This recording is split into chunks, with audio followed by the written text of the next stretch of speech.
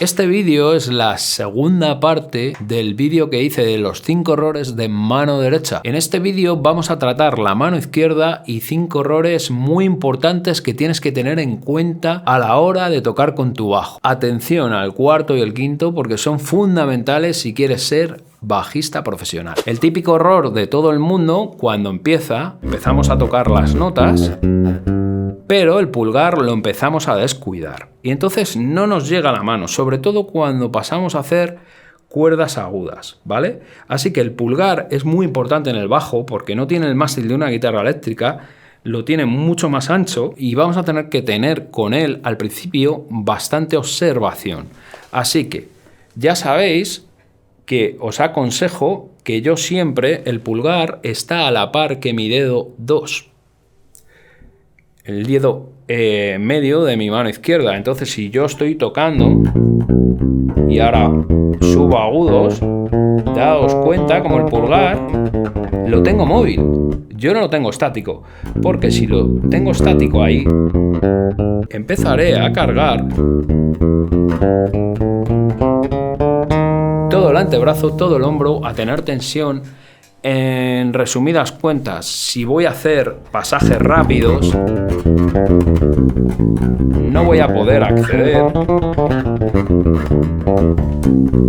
no voy a tener una buena movilidad, una buena técnica. Sí que es verdad que bajistas que tienen otra técnica de rock no necesitan ser tan virtuosos y a lo mejor no necesitan hacer tantos adornos o como se requiere en otras músicas más técnicas como puede llegar a ser el jazz, y entonces ellos tiran de esta posición que está muy bien y muchos tocan incluso con estos 4 dedos, que es una forma muy... porque muchas veces la escala pentatónica no deja de tener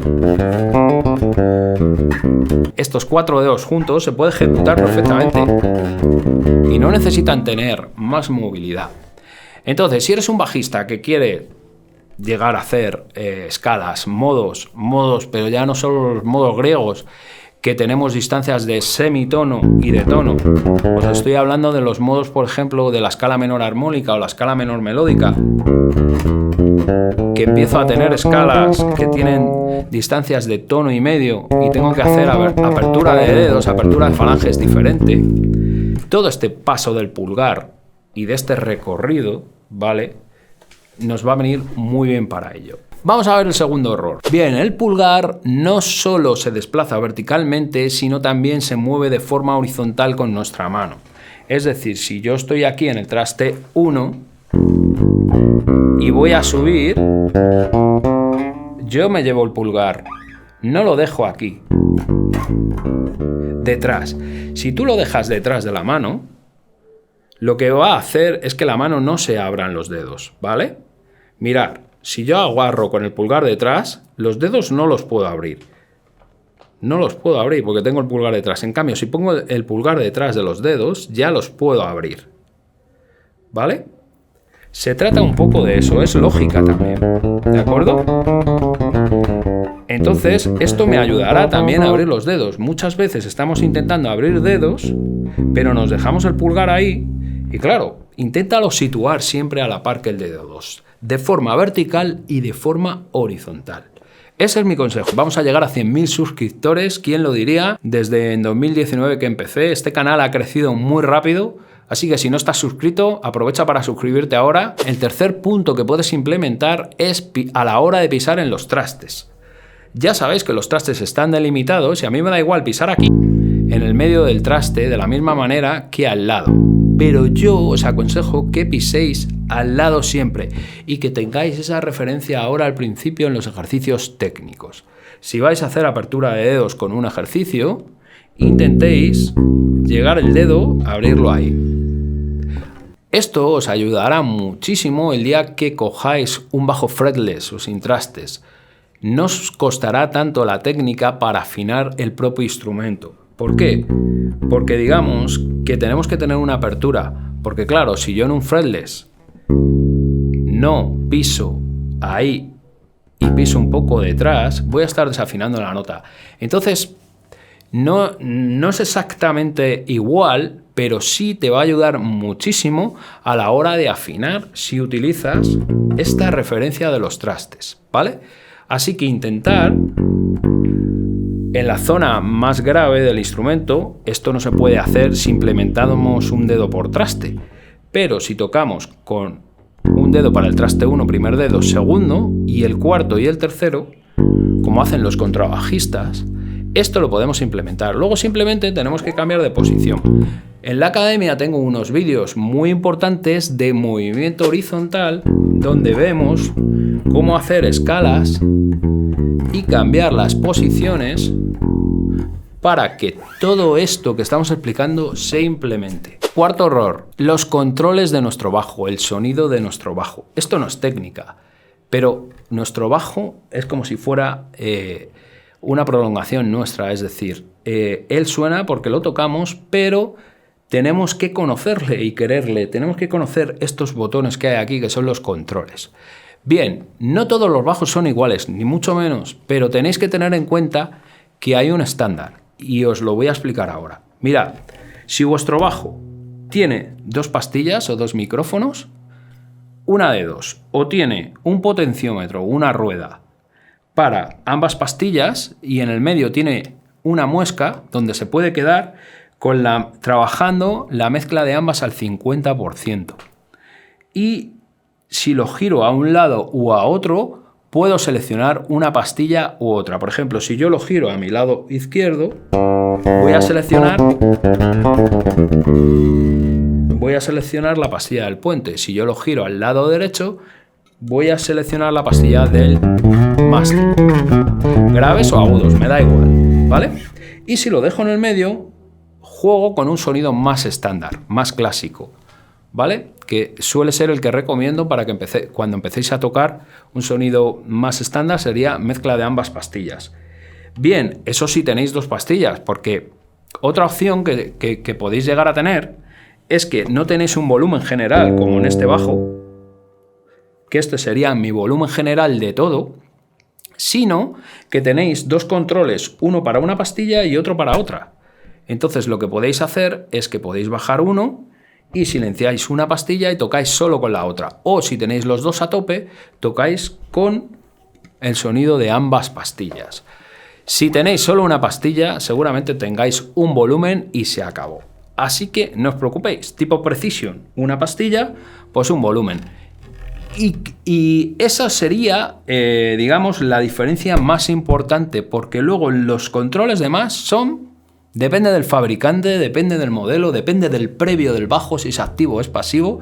En este caso os puedo explicar los controles de este bajo, pero normalmente cualquier bajo que sea pasivo o activo, lo más normal o lo más básico sería tener solo 2 potenciómetros. Uno para agudos, incluso para tono. El más básico, si solo tienes uno, te va a abrir el tono un poco en agudos o te lo va a cerrar. Simplemente va a hacer eso. Y luego lo más normal es tener 3, porque digamos que el mundo de la frecuencia, el mundo de la ecualización, se divide en frecuencias graves, frecuencias medias y frecuencias agudas. Bien, pues precisamente si tiene 3, casi siempre va a ser graves, medios y agudos. Entonces, en este caso, yo puedo abrir los agudos, en este caso los tengo abiertos a tope, voy a seleccionar la pastilla del puente, ¿vale? Pero fijaos, ahora los cierro y el sonido se vuelve más opaco. Y aquí se vuelve más brillante. Ideal si quiero hacer armónicos, ¿vale?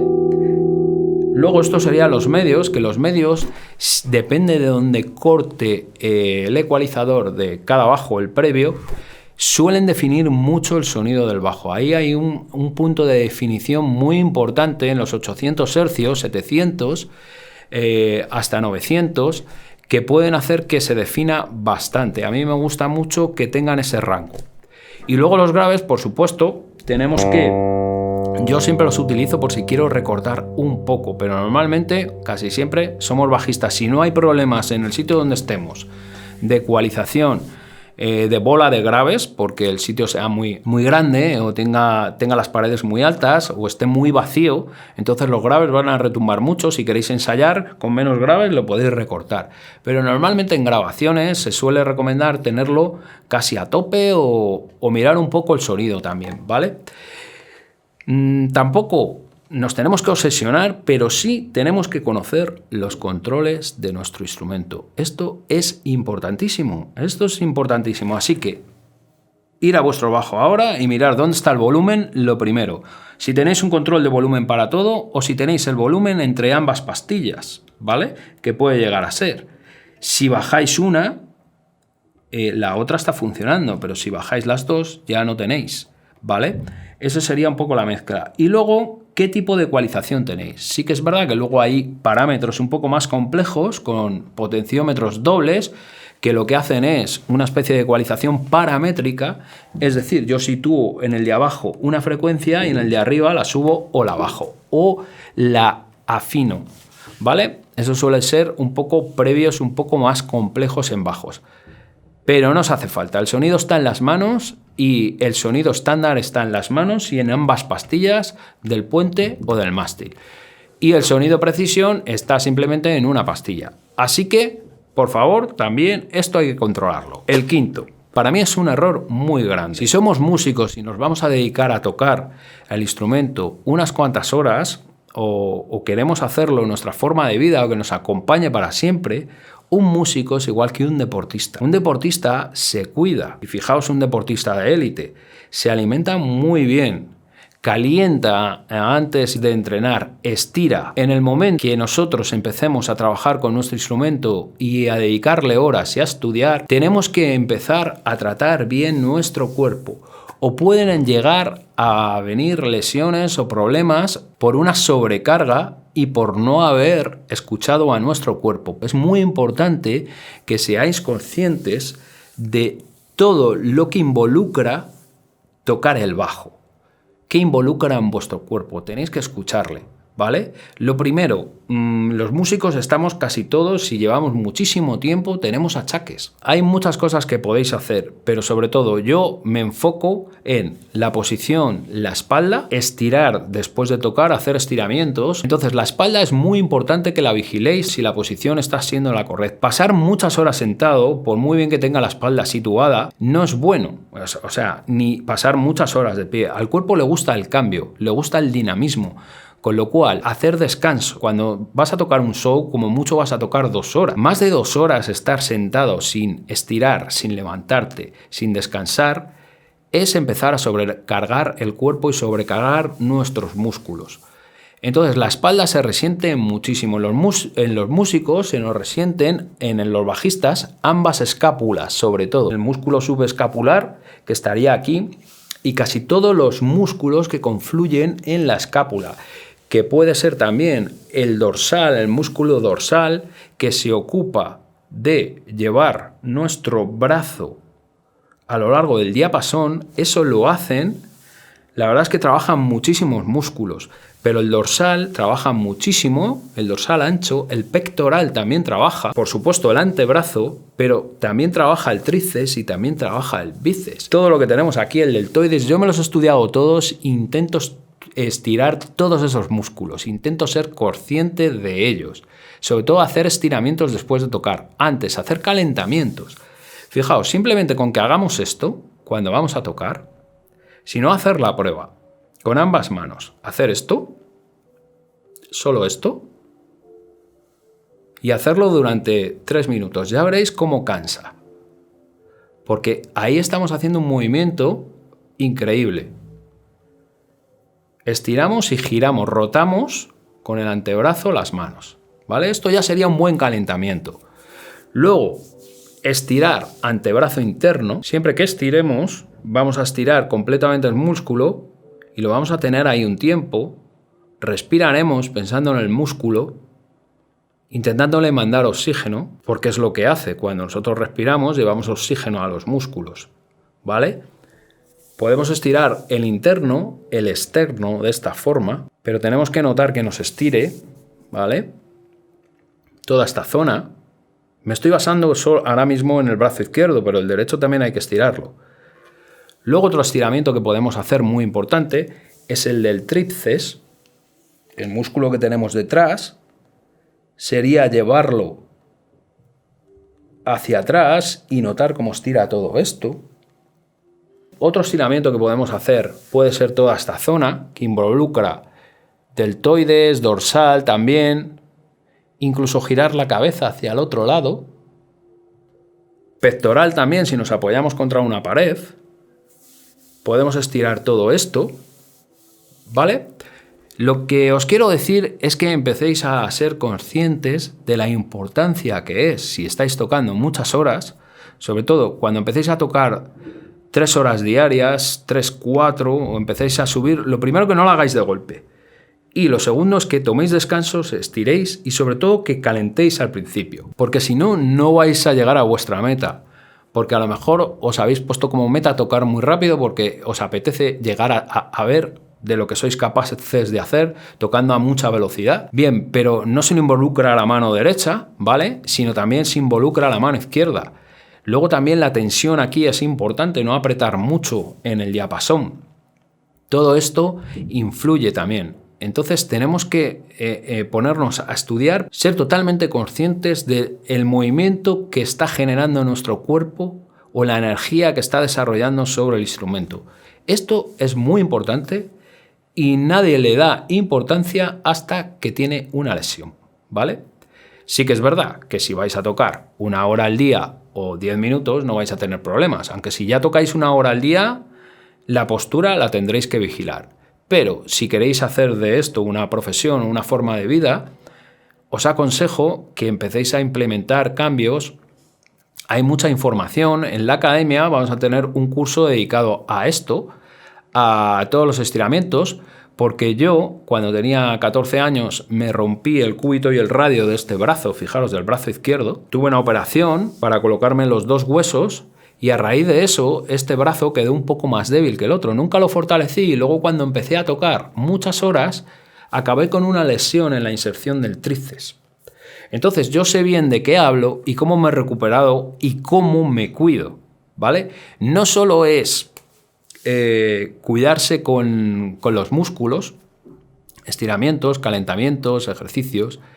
También es muy importante la alimentación, no comáis caca. Si coméis caca me refiero, ya sabéis lo que es. La caca es comida procesada, todo lo que sea procesado. Intentar comer frutas y verduras, la proteína que no esté procesada, que comáis. Y si un día os pegáis un pasote de hamburguesas o de guarrerías, pues bueno, pero que no sea todos los días. Tener cuidado con el alcohol, pues puede estar bien, puede ser agradable, pero hay que tener cuidado. Hacer lo que creáis oportuno, incluso no bebáis, pero os aconsejo que el alcohol es un tóxico también potente. Y a la hora de tener una lesión y recuperarte, sobre todo, no bebáis alcohol, porque es completamente contraproducente para la recuperación de las lesiones de nuestro cuerpo. Estos son mis consejos, espero que os hayan servido. Y como ya sabéis, en mi academia tenéis más. Así que os espero dentro y hay muchísimos cursos. Vamos a dedicar uno a la salud corporal y a hacer estiramientos, donde tendréis unos ejercicios para los bajistas que queréis llegar a tocar más tiempo, más horas. Así que os espero allí.